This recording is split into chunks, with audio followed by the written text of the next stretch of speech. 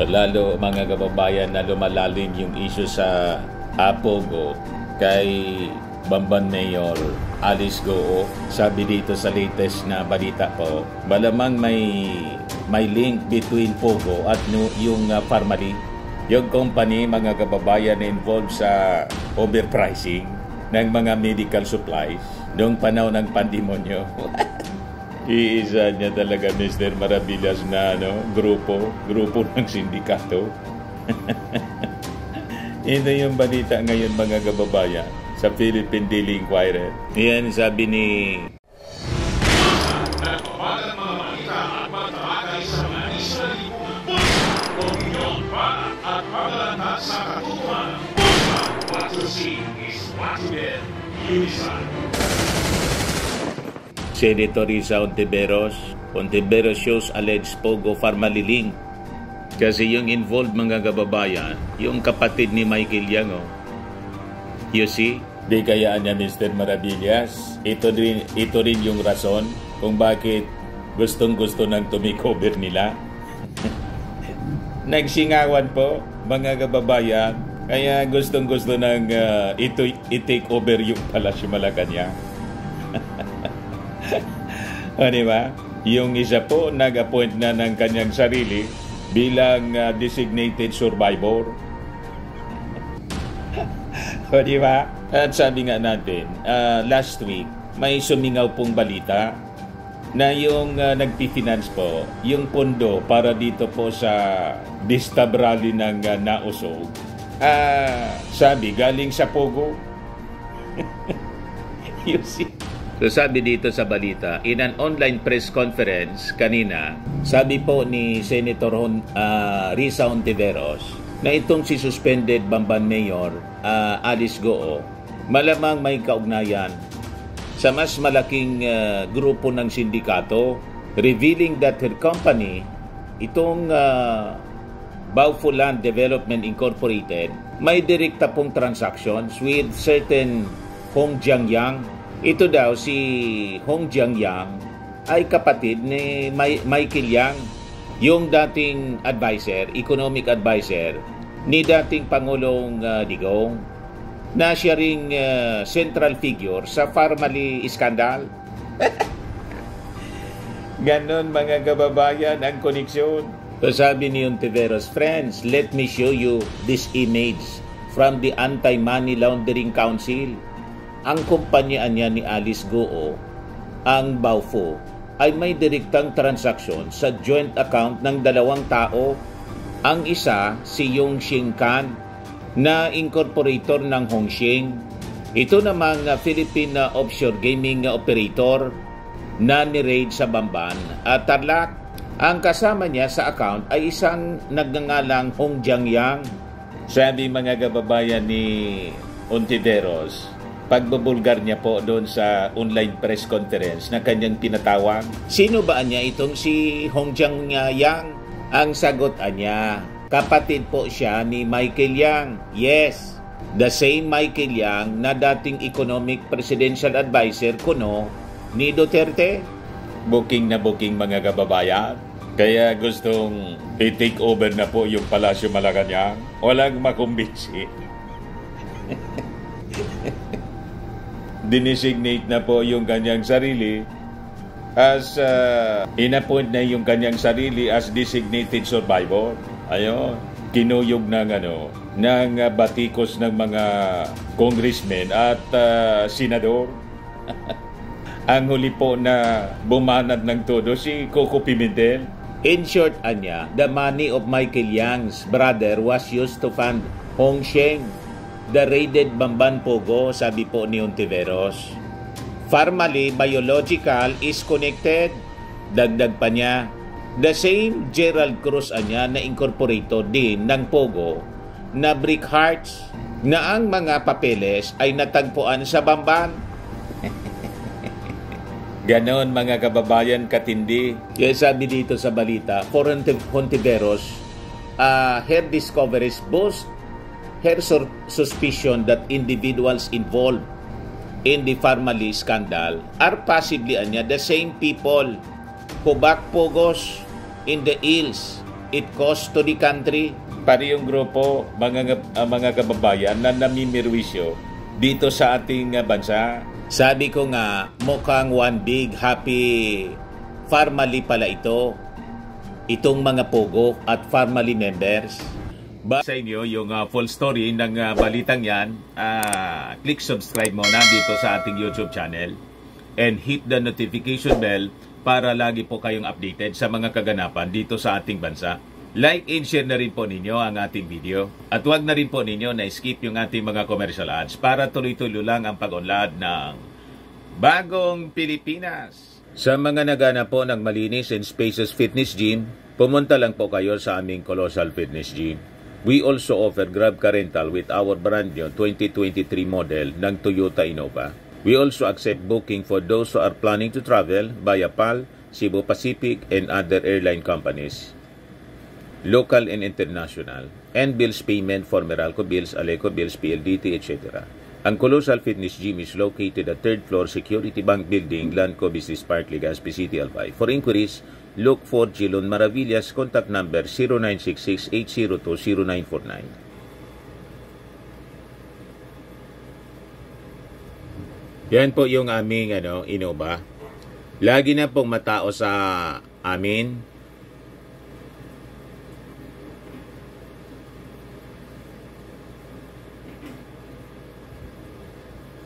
Yan po mga bagong clients namin. Napakaganda at colorful at napakalinis ng aming gym po.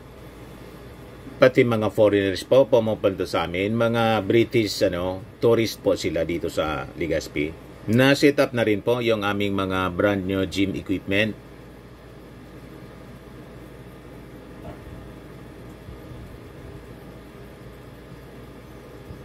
May treadmill na rin po kami.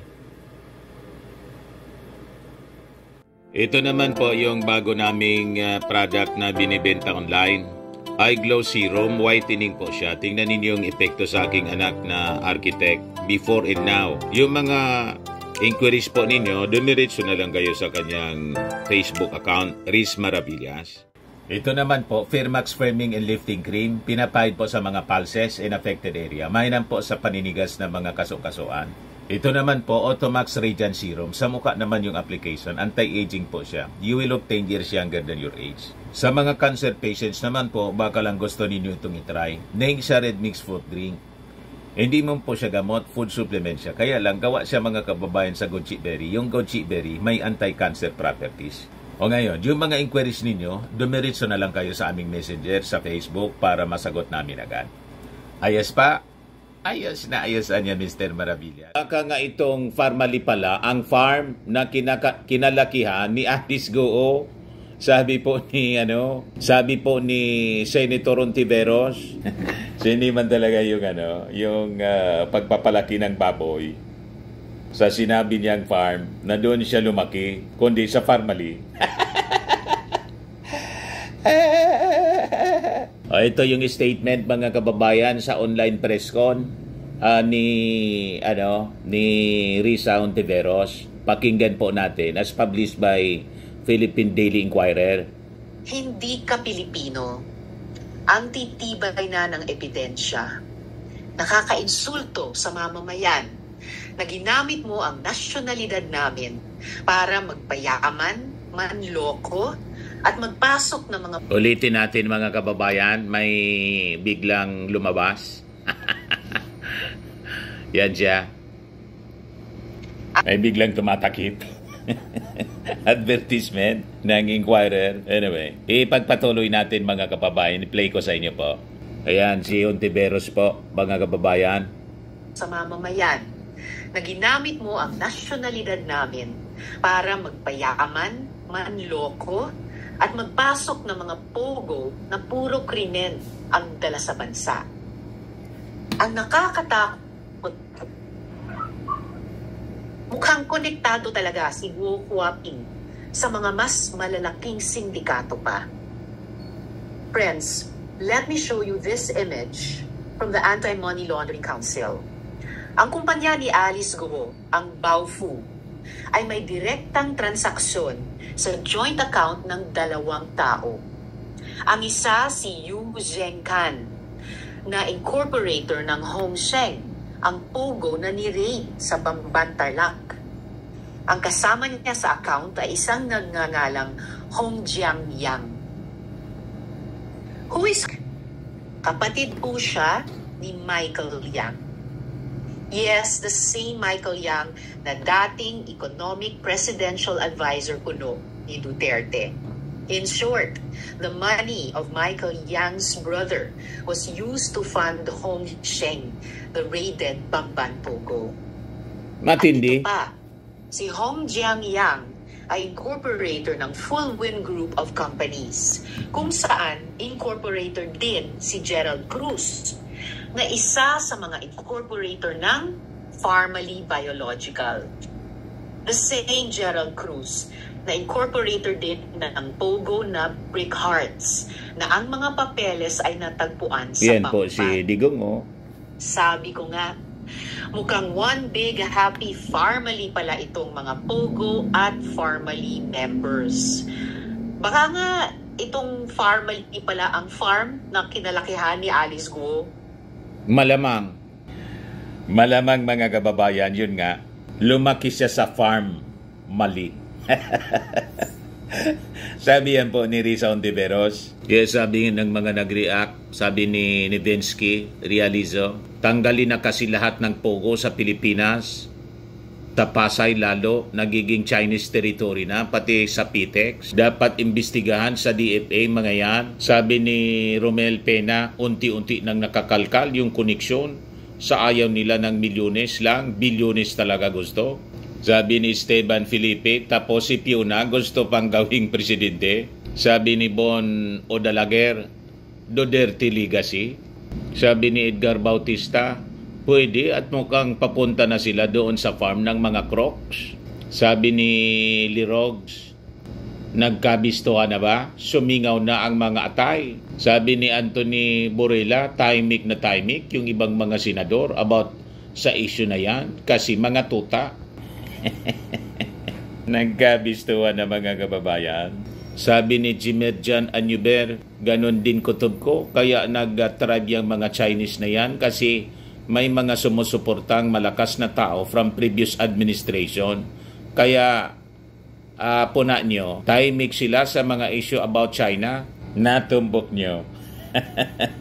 O ngayon, habang patuloy na ginaganap ng mga authorities, si Alice Goo kasi kinontempt ng Senado, naglabas ng arrest order, pinuntahan doon sa kanyang farm, walang natagpuan po. Pero sabi ni Risa Ontiveros, active naman niya si active si Alice Goo sa Facebook. Active ka niya sa Facebook pero hindi ka maka-attend ng Senate hearing. Yan sabi ni Rizal. Sabi dyan, Opposition Senator Risa Ontiveros rebuke suspended Bamban Mayor Alice Goo on Monday for hiding behind Facebook instead of facing the Senate probe into her alleged ties to Pogos.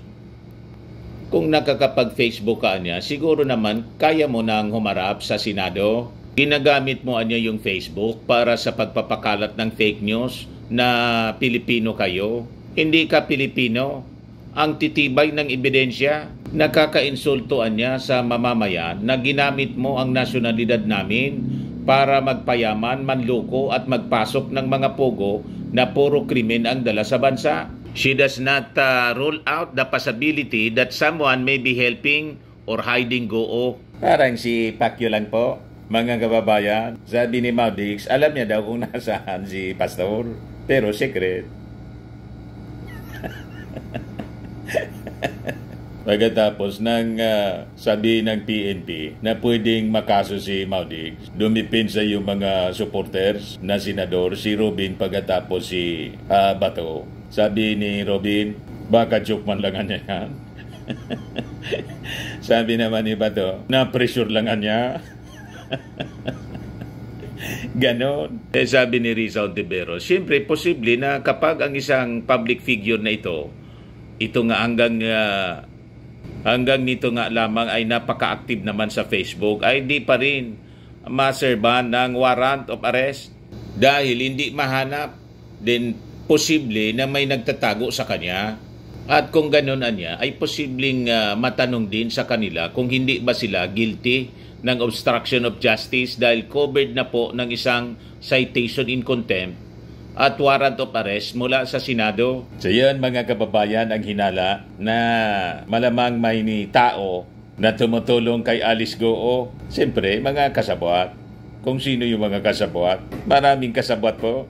Ngayon, sabi, over 5 billion na pesos daw deposited in 2020 sa mga bank accounts po ni Alice Goo. Matindi po. Yan ang binulgar po ng AMLAC. Yan po. There was remarkable surge in her cash flow at the height of the COVID-19 pandemic in 2020. So, nadiscover po ng AMLAC na si Goo, mga kababayan, made a total of 2,107 financial transactions amounting to 4.6 billion pesos from September 19, 2006 to April 11, 2024. Coincidentally, the Baufo building was being constructed in 2020. The checks issued during that year could have been used to purchase an additional 7 parcels of land and defray the construction expenses, sabi po ng AMLAC. AMLAC investigators also noted that Goo's total deposits skyrocketed to 572.8 million pesos in 2020, which they said could be the funds infused by her co-incorporators in Baufo. Ganon katindi, mga kababayan. Kaya sabi po ni Senator Sherwin Gatchalian, ginawaan niya ng POGO operations yung ating bansa bilang isang money laundering hub. Ayan po. Adi, anya Mr. Maravillas, ano yung sinabi mo kanina tungkol kay Inday na ang latest na bumanat si Coco Pimentel? Yan po sabi ni Coco Pimentel, walang taste anya. Coco Pimentel hit Sara Duterte over designated survivor remark. Walang taste anya.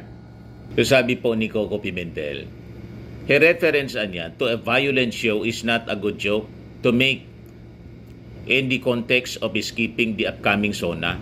Inaluan niya ng showbiz kasi mayroong sikat na palabas o TV series na designated survivor. Siguro anya masyadong mapagbiro ang ating Vice President pero hindi sana ginawa sa context ng SONA, sabi po ni Pimentel. Hindi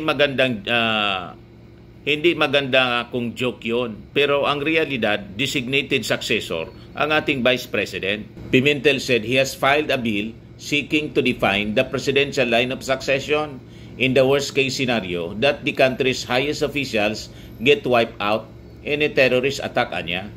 Pag may na-wipe out anya yung 4, President, Vice President, Senate President at Speaker of the House, walang pwedeng mag-act as President. Kailangan ng batas dyan. Kaya may panukalang batas ako para tugunan ang rare scenario na yan. Of course, anya, dinadasal natin na hindi mangyari, pero since pinaplano natin yung bansa natin, dapat na i-anticipate natin ang lahat. Dapat mayroong batas na mag-govern kung sakaling mangyari yon, sabi po ni Coco Pimentel. So anyway, mga kababayan, yun po yung mga latest na balita ngayon. Ako po si Dante Maravillas. Bye-bye. God bless.